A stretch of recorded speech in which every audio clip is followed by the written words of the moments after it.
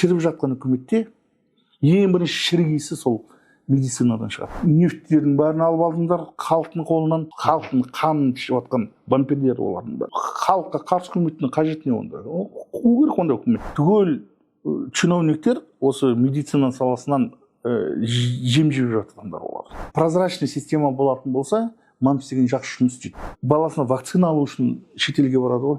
Я чиновниктер. Өзі бірде-бір лечение, даже анасын мына жерде емдетпейді. Ұрыларды ұстамау керек. Ұрламайтын система жасау керек та. Жүрген 7 триллион ақшаны деген жуып біреудің қалтасына так етіп 7 триллион болып түседі. ЛРТ-ның ақшасын ұрлардың ұрла деп жатырмыз. Халықтың денсаулығын ұрламашы дейміз ғой. Кейінгі уақытта денсаулық сақтау министрлігі айналасында бірнеше дау өршіді. Қоғамның медицина саласына көңілі толмайтыны жасырын емес. Арма жасала жету арнасының көрермені, бүгін біз медицина саласының мәселелерін талқылаймыз. Студиямыздың қонағы медицина сарапшысы невролог Қайырғали Көнеев. Қош келдіңіз аға. Саламатсыздар ма? Алғашқы сұрақты осы медицина саласының ішінде жүрген маман ретінде осы саланың бүгінгі халін өзіңіз қалай бағалайсыз? Әрине, қазіргі кезде біздің халқымыздың күтуі бойынша медицина саласын ешқандай нәтижесі төмен, көңіл толмайтыны рас. Бір шетінен қазір халықтың қалтасынан төлегесін әрине ол доступный, качественный көмек көргісі келеді. Ондай да жоқ. Медицина көмегі деген сіз білесіздер, поликлиникадан адамдар деген айлап күтеді, жылдап күтеді медицина көмегін. Неге ондай дұрыс емес ол? Медицина сапасы өте төмен және де. Неге біз қалтадан төлегесін әрине сапалы алғымыз келеді. Ондай қазір кезде денсаулық сақтау жүйесі ондай көмек көрсете алмай жатыр. Әрине халықтың ешқандай көңілі толмай жатыр ондай көмекке. Жақында осы денсаулық сақтау министрлігінің қант диабетіне байланысты мәлімдемесі қоғам арасында дау туғызды. Енді Әлназарова министр ханымды отставкаға кетсін деп айтып жатқандар да болды. Енді бұл неге бұлай? Енді неге министрлік бұны қаржыландыруды, дәрі-дәрмек беруді тоқтатып қоюды жоспарлап отыр? Қант диабетін ол алып тастаған мүлдем дұрыс емес ол. Басында инсулинді дешевый, оригинальный инсулинді, европейский инсулиндерді алып тастап, орнына дешевый инсулиндер, пакистанский, индийский инсулиндер сатып алды. Онда инсулиннен көбісінің қанттары көтеріліп кетіп, кризге кіріп кеткен адамдар көп болды, шыржылап жүгіріп жүрді. Қазір кезде енді алып тастаймыз деп жатыр. Қалай ол? Қант диабеті деген бізде ұтып жеңдік па қант диабетін? Қазір кезде мысалы осы эндокринологтар айту бойынша балалар арасында қант диабеті өте көп өсіп жатыр қазір. Өте көп өсіп жатыр. Оны қалай біз алып тастап, оны қалай егерде күннен күнге ол өсіп жатса, оны қалай алып тастайды тегін көмектен? Ол мүлдем дұрыс емес. Оның алып тастаған мәселесі бір шетінен түсінікті. Неге? Потому что қаржыда фонд дейміз ғой. Қаржыда қазір қаражат жетпей жатыр. Ол қаражат жетіспеушілігін осы жолмен жапқысы келеді. Ол неге олай ол пациенттердің арқасынан?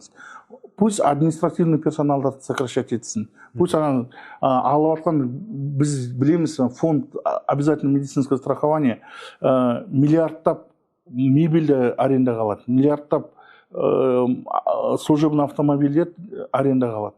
Соларды сокращать етсін. Неге халықтың денсаулығын сокращать ету керек? Ол өтуге болмайды. Неден отырған дармоедтерді құқысын құрып отырған. Пусть там кішкене бір 3-4 адам қалып, который действительно жұмыс істейтін адамдар. Қалғандарын бәрін қусын. Сокращение жүргізсін өзінің ішінде. Неге оны біз қалтамыздан ақша төлеу керекпіз? Оларды содержать ету керекпіз? Еще біз керекті көмекті ала алмаймыз. Неге ондай болу керек? Ондай болмау керек. Онда фондтың қажеті не ол?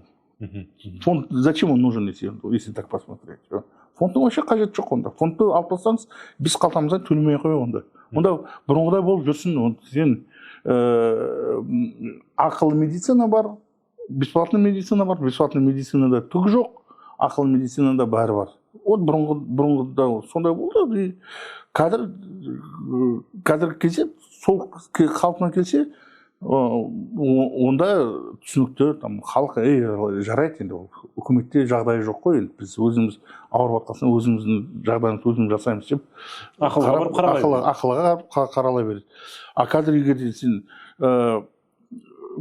нефттердің бәрін алып алдыңдар халықтың қолынан, уранның бәрін алып алдыңдар, халықта түкте қалған жоқ, халықтың еще бастарына налогтарды іліп тастадыңдар, еще хотите платными сделать. Ничего себе устроили совершенно наши чиновники. Неге ондай болу керек? Ондай біздің үкіметтің, халыққа қарсы үкіметтің қажеті не онда? Қуу керек ондай үкіметтің. Ондай үкімет деген болмау керек, ол халыққа қарсы үкімет. Егер де социально значимый сұрақтарды үкімет деген шеше алмаса, ол үкімет халыққа үкімет емес, ол халыққа қарсы үкімет. Отставкаға кету керек, иә? Иә, ол отставкаға кету керек. Түгел үкімет Министерство здравоохранения деп жатқан санитаркаға дейін бәрі отставкаға кету керек. Ол жұмысын жөн түсе алмай жүр. Енді басынан дау арылмай келе жатқан мәмс жүйесіне келейікші, міндетті әлеуметтік сақтандыру медициналық. Енді неге бұл халық ақша төлеп жатыр, иә? Бірақ қажетті медициналық көмекті ала алмай жатыр. Неге бұл дұрыс жұмыс істемей жатыр деп ойлайсыз? Бұл мәселелер өте көп. Бір шетінен өте үлкен коррупция. Денсаулық сақтау жүйесінде өте биік коррупционный уровень, өте биік болып тұр. Оны деген антикоррупционный служба кезінде анализ жасап көрсеткен, мынада заңда коррупционный заңдар шығарған ғой осы денсаулық сақтау жүйесінен ұрлауға оңай болу үшін. Соны көрсетіп, антикоррупционный служба мынандай заңдардың коррупционный заңдар, мынандай заңдардың коррупционный заңдар деп көрсеткен. Түкте бір өзгертсе жоқ. Правительство өзгертіп жатқан жоқ ештеңені. Неге? Себебі түгел чиновниктер осы медицина саласынан жем жеп жатқандар олар. Олар деген бір шетінен прокуратурада барып аузын салап, сол агентство государственной службы дейміз ғой, оларда барып аузын салап, бәрі чиновниктердің бәрі тамақ жеп отқан, қарын тойдырып отқан, осы бүкіл осы қалған медицина мен образование ғой осы болды. Басқа жерден аузын сала алмайды. Нефттердің бәрін бұрын еще сатып тастап, басқа недр все распродали. Не қалды? Тек қана осы медицина мен образование қалды. Соны жеп, соны күн көріп жүрген қазір чиновниктер. Мысалы, мен өзім общественный деятельностьпен заниматься етіп жүрген кезінде көрініп тұрған, мысалы, алайықшы, мына антиковидный кезінде 90 миллион үкімет бөлді антиковидный костюм деп. В наглую сатып алған малярный костюм деп сатып алған оның орнына. Малярный, тиын тұратын костюм. Қалған бәрін қалталарына салып, явный признак, явный, уже неде сотта айтып жатыр, это нарушение деп, қайтасын деп жатыр ақшаны, это. Антикоррупционная служба, прокуратура бездействует вообще. Олардың бәрі, потому что 90 миллион теңге анауысы алды, мынауысы алды, әрине ешкім де істеп жатқан жоқ. Өздерінде қолын елі. Антикоррупционный службаға жазсаң да ол жоқ деп шығатын. Агентство государственной службаға жазсаң, ол деген вообще чиновниктердің бәрін ақтайтын агентство, оны қажет не екенін мен де өзім түсінбей қалдым. Мәмс жүйесін жалпы бір шетелдік жүйеге қарап, солай тәжірибе ретінде алып енгізген шығар деп ойлаймын енді өз басым. Ол шетелде бұл жүйе жұмыс істей ме жалпы? Неге бізде жұмыс істемейді? Вообще былай қарасаң, мәмс деген ол өте жақсы финансирование метод финансирования дейміз ғой. Ол жақсы жұмыс істеу үшін біздің политическая система ашық болу керек та. Нелер свободный выбор, в конце концов, открытая демократия болу керек. Ондай болатын болса, мам істеген идеально істейді. Жақсы жұмыс істейді. Мына Восточный Европалар өзінің осындай социалистический метод здравоохранениедан мамстың арқасында вот передовые здравоохранениеге көшті. Каких-то там бір 5-10 жылдың арасы. Мысалы даже Македония деген біздің Қазақстанға қарағанда жағдайлары вообще төмен, олардың ешқандай ресурстары жоқ, ешқандай мынандай внутренний валовый продукт біздің Қазақстанға қарағанда крайне төмен. Вот даже солар Македония дегендерде, ана Босния Герцеговина деген Восточный Европадағы елдер, ладно, там Западная Европа демей қойық, Западная Европа дамыған елдер ғой. Восточный Европаны алайық, жағдайлары Қазақстаннан төмен жағдай елдерді алайық. Вот мамстың арқасында көтеріп алды денсаулық сақтау жүйесін. Мықты көтеріп алды қазір. Ол деген егер де прозрачный система болатын болса, мамс деген жақсы жұмыс істейді. А егер де біздікінде автократия болатын болса, коррупционный система болатын болса, жемқорлықтар қарын тойдыратын система болады. Халық деген халыққа қарсы, дәрігерлерге де қарсы бұл система деген. Бірде-бір дәрігер, жақсы болды ғой деп отқан бір дәрігер жоқ. Дәрігерлерге пенсионный көбейіп кетті, ананы отчет беруге, кей кездері дәрігерлер қойшы, лучше я не буду связываться дейді, қолын сілтей салады. Потому что волокитасы көп болып кетті оның. Анаған отчет тапсырады, мынаған отчет тапсырады. Ешқандай автоматизированный система деп қояды. Ол бірде-бір системасы жұмыс істемейді. Мало того, бұрынғы істеп жатқан автоматизированный информационный система, поликлиника деген болатын еді, там стационар деген болатын еді. Ондайлардың бәрін алып тастады қазір, вообще вручную істейді бәрі. Мы перешли в каменный век натурально, то есть. Понимаете? То есть он бұрынғы системаны уничтожили, новую систему не внедрили, и при этом даже вот дәрігерлерден көбісін требует, ананы требует, мынаны требует. Өте қиын болып кетті, дәрігерлерге даже қиын болып кетті. Поэтому бұл система деген, ол қазір совокупности еще болып жатыр ғой. Кезінде, вот есіңізде болған шығар, 100 школ, 100 больниц деген программа, госпрограмма болған. Даже районный центрлерде бүкіл областной больницалардың жағдайларын жақсартып алды. Түгел район центрлер жаңадан больница салып алды. Районный больница. Бүкіл райондар жаңадан больница салып алды. Жаңадан. Әр районный больницада КТ, МРТ, пожалуйста, да, там оснащение вообще бешено болып жатыр оснащениелер. Техника деген закупается, вообще хорошая техника закупается. Оның бәрі қазір приватизацияға алып жатыр. Яғни жекешеленіп кетті ме? Приватизация, да, оның бәрін ол үкімет қаншама ақша салған, причем приватизацияға вообще за копейки болса да жақсы болар еді. Даром беріп жатыр приватизация. Тегін беріп жатыр, иә. Тегін беріп, ладно, біз сияқты дәрігерлерге берсе екен. Жоқ, оларды ана чиновниктер опять-таки приватизировать етіп алып жатыр. Вот, например, детской стоматологической поликлиники көріп тұрмыз. Детская стоматологическая поликлиника приватизацияның алдында расчетный счетында бір 200 миллиондай теңге болған. Үкіметтің поликлиникасы ғой, детская стоматологическая поликлиника. Расчетный счетында 200 миллиондай теңге болған.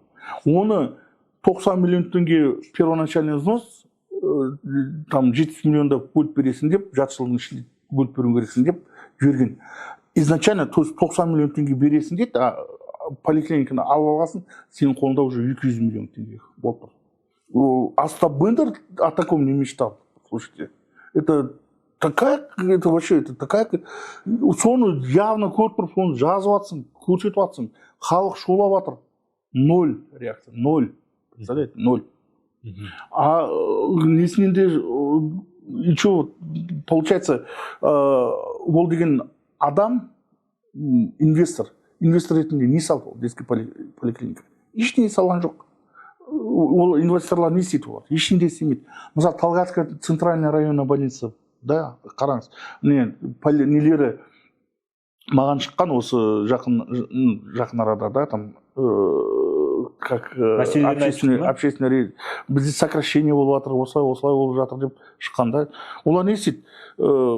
Доверительный управление алғасын, ақша таққысы келеді олар. Ақшаны қайдан табады? Нелерден, ладно, там, анан и так дешевый материалдар сатып алып жатыр. Ол дешевле уже никуда. басқа қайда жасайды? Персоналды сокращать етеді. Сен мына медсестра мына осы 2 постта істейтін едің ба қазір? Жоқ, 2 постта істемейсің, 6 постта істейсің деп. А зарплатаны давай мы тебе сократим, 20-30% сократим. Нагрузканы 3 есе көбейеді, зарплатасын 20% төмендейді. Бірақ мамандар соны келісіп істеуге мәжбүр ме қазіргі күнде? Несінен сокращениеге түсіп қалғандар, конечно, олар шулады, бірталай шулады. Біз оған мына көбісі общественниктермен неге көрсеттік, халыққа көрсеттік нелер. Ол жерде денсаулық сақтау министрлігі вмешаться етіп, облздрав вмешаться етіп, уволенерлері қайтадан кіргізіп сақтап қалды, да? Резонанс. Бұл резонанс болған нәрсе. А қаншама резонанс болмай, тып-тыныш, жарайды, біздің қазақ сол ғой, басын кете береді. Қаншама жағдай сондай болып жатыр. Сөзіңізді бөлейін, жақында шу көпсалалы емханасында дәл осы сіз айтып отқандай бір топ маман, дәрігер сол емханадағы бұлықтарды айтып видео үндеу жолдады. Ол жерде былай айтты: бізде басшылық бізді адамғұрлы көрмейді, барсаң айлығымызды дұрыс бермейді, қазіргі күнде ала алмай жүрміз, дұрыс есептемейді, бізбен санаспайды, сосын біз ешқандай 13-ші айлық сыйақы премия дейміз ғой, ондайлардың ешқайсысын көрген жоқпыз дейді. Сосын емханаға өзіміз жыл сайын күрделі жөндеуді өзіміз жүргіземіз, кейде қиналып кетіп адам жалдаймыз өз ақшамызға деген сияқты. Бұндай нәрселер болуы жалпы мүмкін бе осындай? Әрине. Ол айтып отырмын ғой, мына үн шыққан случайлар, единичный үн шыққан случайлар. А бұндай Чувская больница, один в один Талгарский районный больница біз айтқанда. Ол былтырма осы болған нәрсе ол. Один в один болған нәрсе, да? То есть қаншама жағдайлар үнсіз болып жатыр. Айтылмай қалады. Жасалып жатыр. Қазір медицина жүйесінде осындай болып жатыр. Қазір репрессияның бәрі сол медицина жүйесінде болып жатыр, ұрлықтардың бәрі медицина. В общем, бүкіл қылмыскерлік жағдайлардың бәрі сол медицина жаласында болып жатыр, жүйесінде болып жатыр. Енді тағы бір нәрсе сұрайыншы, жалпы елімізде ВИП аурухана деген сөз бар. Президент әкімшілігінің клиникасы, әкімдіктің клиникасы деген сияқты. Жалпы неге шенеуніктер халықпен бірге емделмейді? Оған не кедергі? Ол дұрыс емес. Ол келе жатқан осы кеңес заманынан келе жатқан привилегированный десе дейміз ғой, ол мүлдем дұрыс емес. Халықпен бірге емделу керек. Кезінде мысалы 80-ші жылдары президент Рейган жолда келе жатып жүрегінен инфаркт ұстап қалған. Инфаркт ұстап қалып, ары қарай қозғалуға болмайды. Жақын жерде тұрған біздің как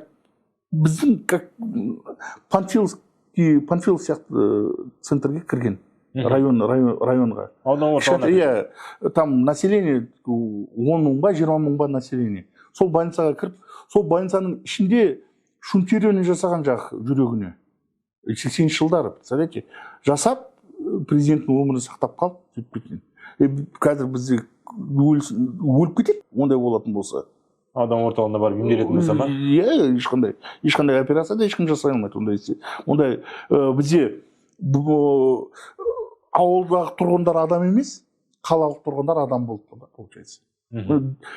Конституция ешқандай дискриминация болмау керек дейді. По сути, дискриминация.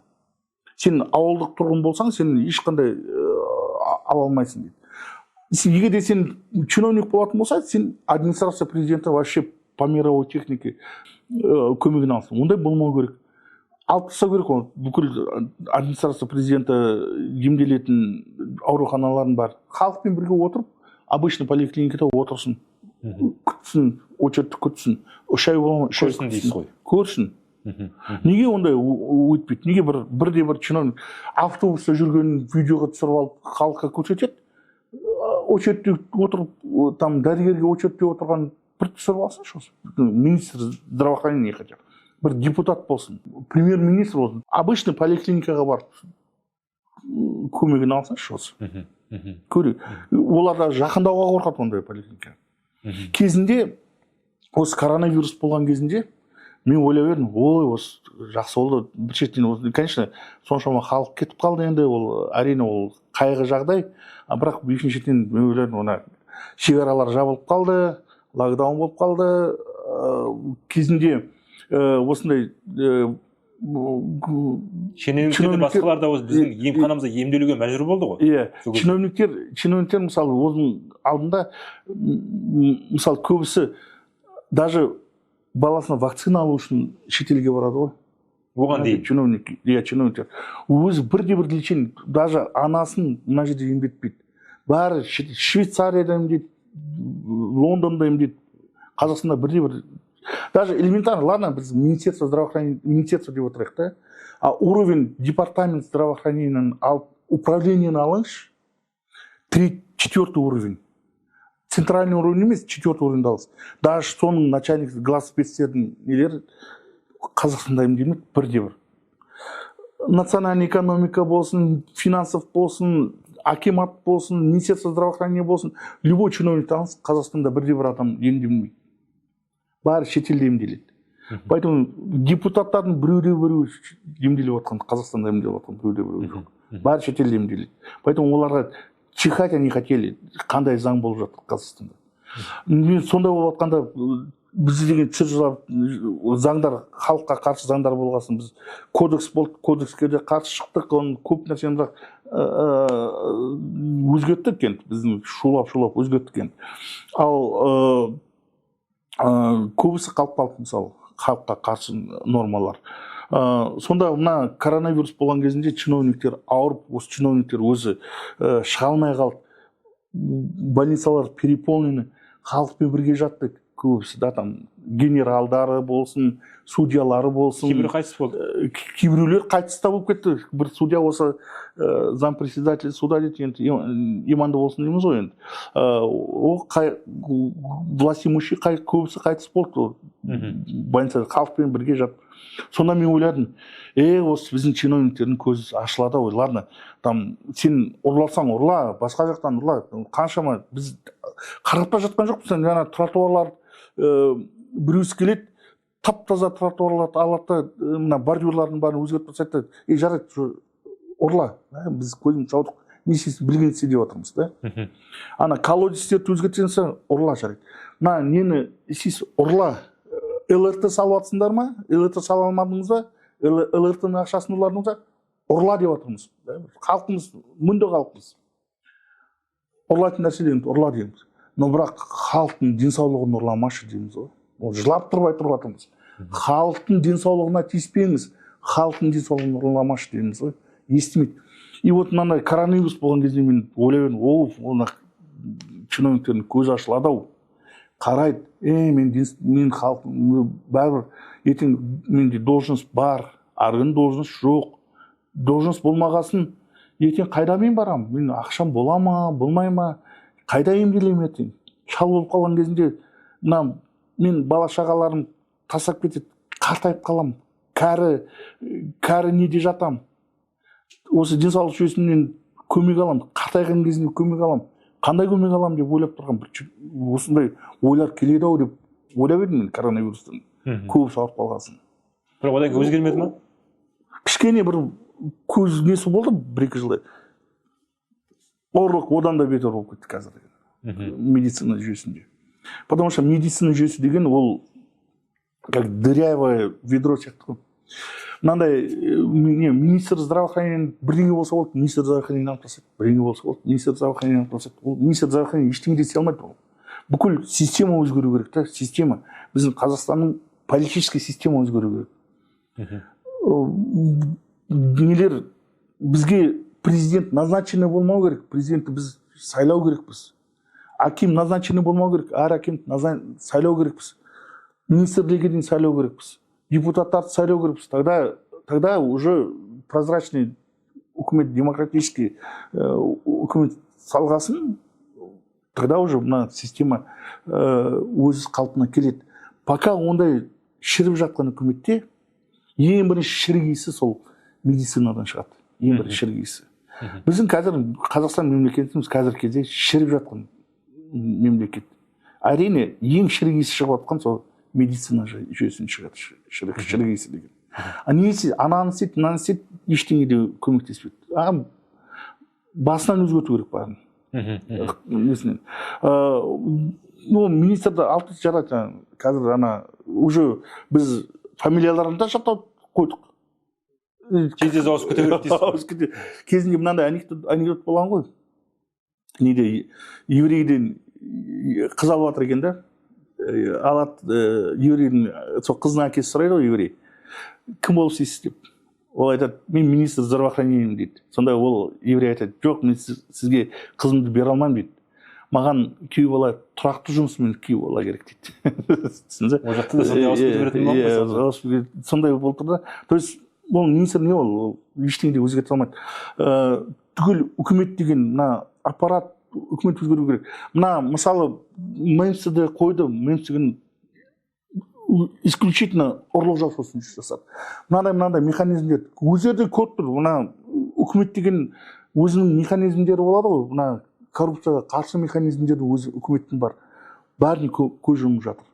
Потому что прокуратура, МВД, түгел государственная служба, агентство государственной службы, администрация президента, все они кормятся. Халықтың қанын ішіп жатқан вампирлер олардың бәрі.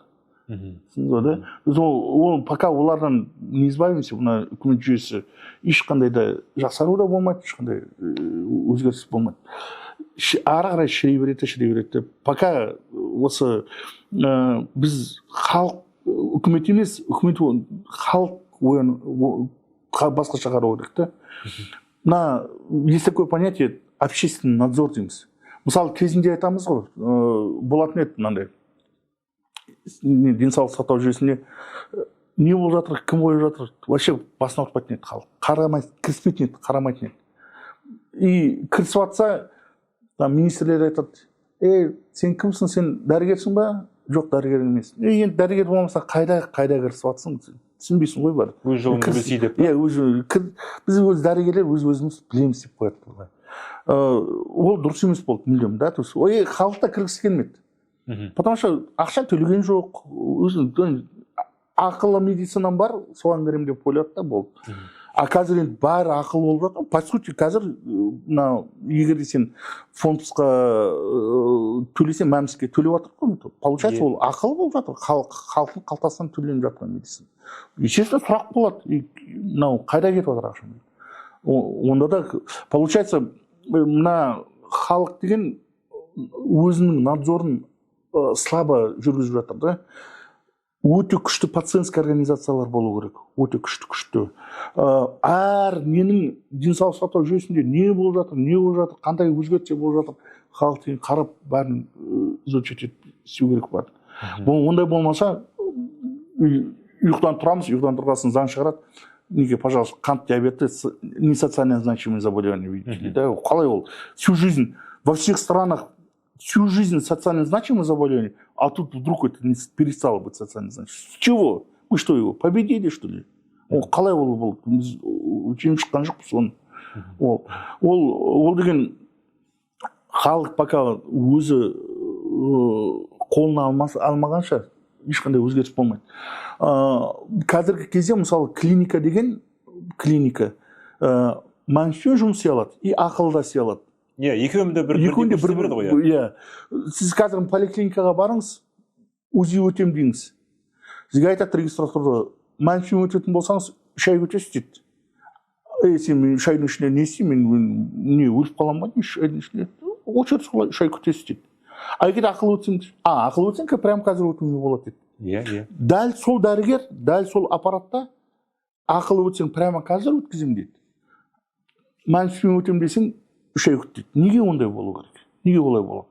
Оны ақыл өтуге мәжбүрлендіреді ол пациенттерді. Сонда сол айтып жатқан клиникаңыз мәмістен бір ақша отыр, ақылы деп ақша отыр ғой. Двойное финансирование болып жатыр. Это вообще, это чисто түгел мәмісте жұмыс істеп жатқан клиниканың бәрі сонда жұмыс істейді. Оның припискада ерунда ол, сіз айтып жатқан приписка дейміз ғой. Істемеген жұмыстар үстіне қосып алған. Әр істеген жұмысты двойной оплата алып отыр.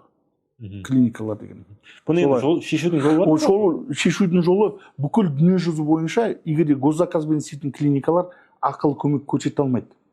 Тек қана мәмістен ғана ақша Тек қана мәмістен или бюджет, смотря какая система. Мәмістен алады, либо бюджетная системадан. Сол госзаказбен жұмыс істейтін адам тек қана госзаказбен жұмыс істеу керек. Ақылы жұмыс істейтін адам ни в коем случае госзаказға кірмеу керек та. Бөлу керек. Сен әр клиниканың басына полицейский қоя алмайсың. Сен полицейский қойған жағдайдың өзінде де главврач полицейскийге пара беріп көзін жұмып тастайды. Система ұрламайтын жолдар істеу керек. Ұрыларды ұстамау керек.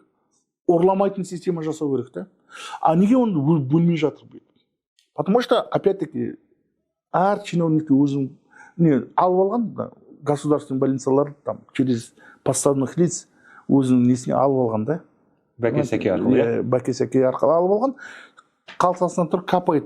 Зачем сейчас өзін қазір ондай заң шығарса ертең табыс азайып қайтып қалады. Ол неге? Мен қазір лучше қанша отырамын мына должностьта? Бір жыл отырамын ба, 2 жыл отырамын, бір құдай біледі.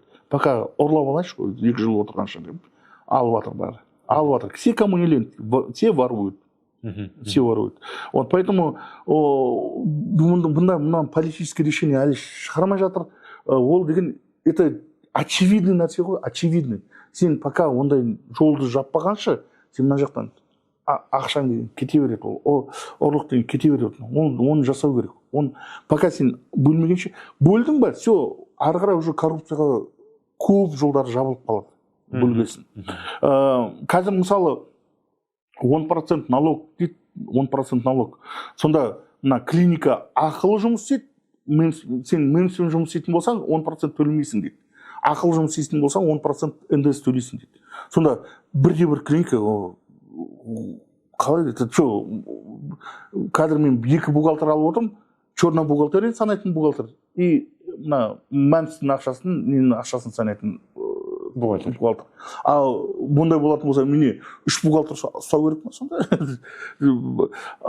Мына жақтың ұрлықтың санайтын, мына жақтың ұрлықтың, то есть это что получается? Вообще ерунда какая-то получается, да? Если 10% НДС дедің ба, бәрінен салу керек. Мәмістен алып алсың ба, үкіметтен алып алсың, не важно, бәрінен сал. А не только ақыл. Қазір ақылдан саламыз дейді, а басқаға салмамыз. Ол неге ондай болу керек? Ондай болмау керек. Бәріне де сал. Бәріне де бірдей сал. Анада салсын 10% төлесін. Здоровая конкуренция болатын болса, кірет бәрі. Бәрі кірет. Шетелдегі клиникалар кірет даже, не то что. Заинтересованы. Біздің мына бөлінетін бар ғой. Оказывается, ВВП бойынша бұрын санаған кезінде, я не помню, осы $170 ма, $157 ма, точно не помню, но бір адамнан, бір азаматта осыншама ақша, оказывается, ВВП бойынша тратится на здравоохранение. Қазақстанда қанша 19 миллион тұрып жатыр ма? 19 миллион жылына, представляете? То есть оның бәрін дұрыстап тратить етсең, көп қаражат. Вот, пожалуйста, да, то есть оның бәрі дұрыс жолдан емес, ұрыл жолдан болып жатыр да оның бәрі. Егер оның бәрін дұрыс жолға қоятын болсақ, қаражат деген былай жетеді. Медицинаның көтерудің қажет жоқ. Просто ұрлықты тоқтатыңыз, и справедливые условия создайте, все, болды, басқа ештеңе керек емес. Айтып жатыр ғой, мына ауылдық тұрғындары көмек ала алмайды, специалист жетпейді дейді, ауылға ешкім барғысы келмейді дейді. Создай условия. Қазіргі мысалы МИМСте жұмыс істейтін болатын болсаң, МИМСте тек қана медицинская организация жұмыс істей алады. Медицинская организация ол административный управленческий персонал и 5-6 дәрігерлер. Вот рабочая лошадка сол 5-6 дәрігер жұмыс істей береді. И кормит там 200-300 административный персонал кормит. Понимаете? Ол мысалы на Американы алыңыз, Западная Европаны алыңыз, частно практикующие врачи, олар даже физическое лицо имеет право участвовать в фонде обязательного медицинского страхования. Соларды кіргізіңіз, алсын. Мысалы, мен вот мына участокте ВОП болам деп біреусі кірсін. Мысалы, мына ауылда там 1500 тұрғын тұрсын, мына ауылда 2000 тұрғын тұрсын. Мына 2 ауылды аламын да, осы 2 ауылдың ВОП болам деп кірсін. Әр ВОП неге прикреплен населениеде, мысалы, үкімет там қанша бұрында 900 теңге еді, қазір одан көбейген шығар, бөледі. Ол деген егер де ВОП қалтасын алып соларды жүргізсе, мысалы, оған поликлиника ашудың да қажеті жоқ. Зачем машинасымен барып, машинасымен кіріп себереді ол физическое лицо ретінде. Үлкен монументальный здание қылып ашып бастағанда и все келтіріп жатыр. Не надо, мобильный болу керек. Нелер деген мобильный болу керек, да? То есть мына жаққа больше көмек керек па, мына жаққа мынандай аурулар көбейіп жатыр, мына жаққа деп, как во всем мире это происходит. Понимаете? Соны жүргізіп, егер де физические лица бы участвовали в этом, да, без всяких прослоек, вот этот административных прослоек, тогда дәрігердің, во-первых, жағдайы көбейтін еді, да, там, институттан бітірген несі, бір селоны алғанның өзінде де, кем дегенде миллион теңгеде зарплатасы болады оның, жүргізсе. Көбісі, мен ауылға барам деп тұрады, тогда. Наоборот, переизбыток болады, наоборот, конкуренция болады, наоборот, да. Оны жауапты саттап, медицинская организациямен кіресін дейді. Почему ондайға жол бермей жатыр? Потому что физическое лицо ашса, ертең мынандай клиникалар, медиаорганизациялар, которые вот кормятся, чиновниктер, олар жабылып қалады бары. Олардың қажеті болмай қалады. Олар қазір ана дәрігерлерді мойнына цеп салып алып, қолына цеп салып алып, аяғына цеп салып алып, құл ретінде қазір жұмыс еткізіп қойып отыр. Натурально құл ретінде жұмыс істеп отыр қазір. Оған кішкене еркіндік берсең, ол өзі барып, өзі істесе, білмейтін дәрігерлерге үйрет, қалай нені жасау керек, қандай қаражаттар. Біз медицинада оқыған, конечно, финансы деген жағынан далеки, да, дәрігерлер көп түсінбейді ондайлар. Финансы, қалай запланетен көбісін. Оны үйреткен, ладно, там, бір айлық, 2 айлық курс өтсін, да, үйренсін. Самое главное, мы же носители медицинских знаний. Медицинские знания деген екінің бірінде жоқ оның деген, да, это уникально. Ондай жолдарды істесең, бүкіл дүниежүзі бойынша, мысалы, осылай. Мынандай аралары алыс па, бір физический лицо алады, прикрепленное население қылып алады. А бізде сол жерге үлкен қылып поликлиника саламыз. Еще мамандар кіргізіп қоямыз. Зачем? Бір адам машинамен жүріп, ары-бері неғылып, вот так и может обслуживать. Егер де асқынып бара жатса, өз машинамен апарып, направлениесін жазып, керекті қандай стационарда договор бар, сол стационарға жатқызып, өз дәрігер ретінде болып, өз емдеп шығарып, сөйтіп шығару мүмкін, да? Как во всем мире это происходит. Менің ойымша, мына МАМС деген 2019 жылдан бастап ол нежизнеспособный был, МАМС деген. Ол егер де үкімет осындай қылып көмегін көрсетпегенде МАМСке, МАМС если вот как самостоятельная организация болғанда, бұл давно обанкротство кетіп қалар еді. Үкімет деген постоянными вливаниями көмек көрсетеді. Ол сондай вливанияны МАМС-ақ істесе здравоохранение көтерер еді. Вот, мне кажется, МАМС Казахстанда вот буквально вот в ближайшее время это нежизнеспособная организация, да, то есть он әрине либо кардинальная реформа жасау керек, да, кардинальная реформа жасау керек, либо вообще всем бәрінде жауып тастап бұрынғы бюджетное здравоохранение қайту керек. А то бізде получается бюджетное здравоохранение, страховое здравоохранение, обязательное медицинское страхование дейміз ғой. Добровольное медицинское страхование бар бізде еще. Еще платная медицина бар. Бүкіл бар не бар, соның бәрі. Ондай болмау керек. Отдельно. Это методы финансирования, разные методы финансирования. Оның бәрі жемқорлыққа келеді и полностью разлад системаға келіп жатыр. Жақында Бақбеттенен мындай мәлімет оқып қалдым. Алдағы 2 жылға еліміздің медицина саласына 7-6 триллион теңге бөлінгелі жатыр. Иә. Бірақ осымен мынандай жұмыстар істеледі, енді тағы да жаңағы сұраққа айналып келейін деп отырмыз, бірақ халықтың көңілі тағы да толмайды. Толмайды, иә. Потому что вот қараңыз, вот егемендік алған күннен бастап медицина жүйесіне ешқашанда қаражат азайтқан жоқ. Көбейтіп келе жатыр, жылдай жылға. Жылдай, вот от ВВП, да, жылдай көбейтіп жатыр. Жылда. Вот не было. Даже тяжелые времена, когда вот мировой кризис болған кезінде, 2007-2008 жылдары, да, мировой кризис, даже сол жылдары көбейді, там 0,3-0,4% болса да плюске. Даже бұрынғыдай да қалдырған жоқ. Жыл сайын көтеріп жатыр. Егер там бірде қанша болып, даже 1,7%-пен басса, қазіргі кезде уже 3%, по-моему, даже асып кетті, да, ВВП-дан там қарау керек еді.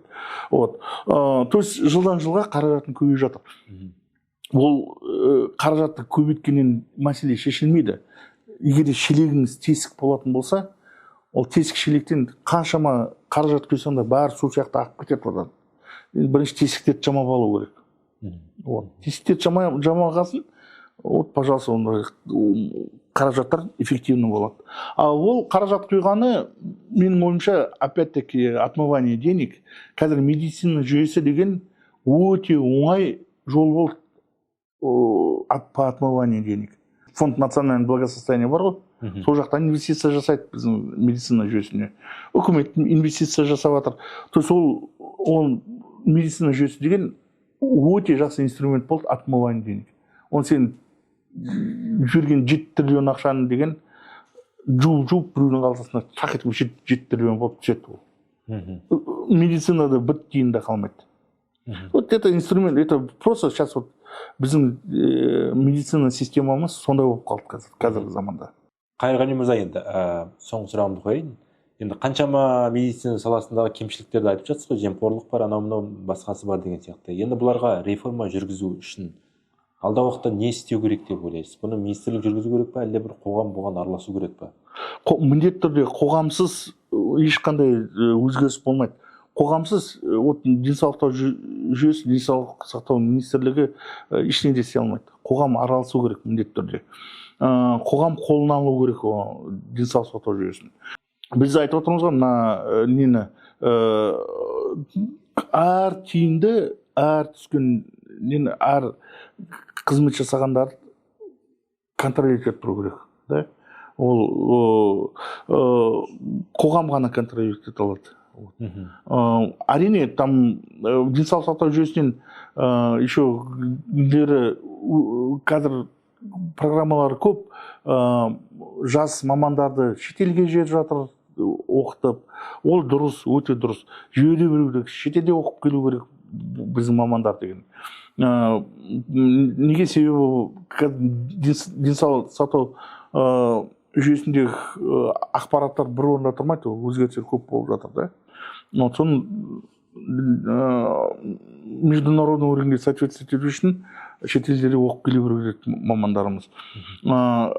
Сосын мына әр движение пациента дейміз ғой, соның бәрін алгоритмикасын қарап, жасап, лишний нәрселерді алып тастап, дублирующий нәрселерді алып тастап, мысалы, көп нәрседе мамандар двойную работу жасайды. На таблицаны заполнять, на таблицаны заполнять, олардың бәрі автоматизировать ету керек, да, то есть, естественно, опять мы возвращаемся к автоматизированным системам здравоохранения. Ол дамымаған бізде.